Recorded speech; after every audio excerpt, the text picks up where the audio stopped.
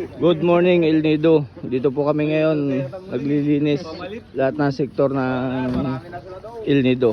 Tricycle driver, tour guide, lahat po ay naglilinis kami.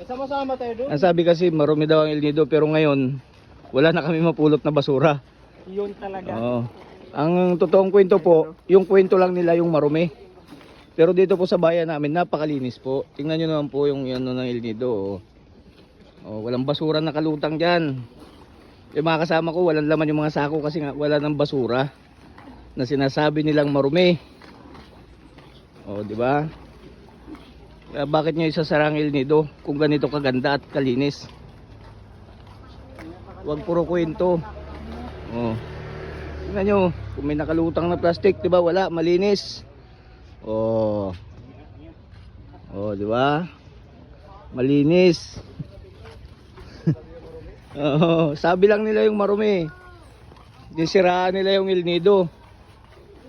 Kasi ang El Nido po ay number 1 talaga sa buong mundo. Di ba?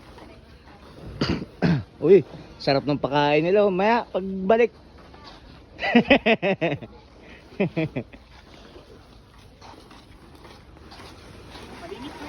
Malinis talaga. Wala namang basura eh. Yung kwento lang talaga, kwento ay marumi. Yan, yun ang realidad sa ating mga Pilipino. Madaling sabihin, pero wala naman. Di ba? Okay na si ate, lilinis yan tuwing umaga po, ganito yan dito. Kanya-kanyang linis. Kaya sino nagsabi ang El Nido ay marumi?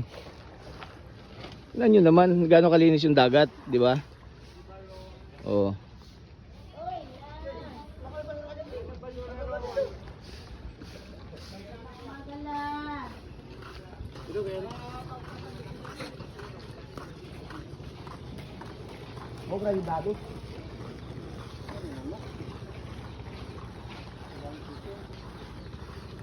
Naiwan ako ng mga partner ko ah.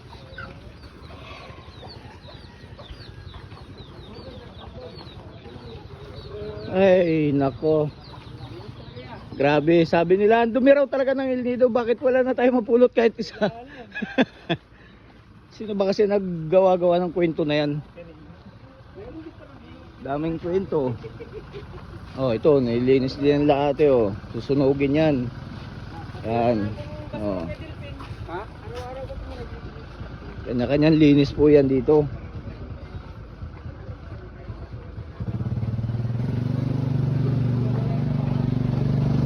Dito na po tayo, malapit na tayo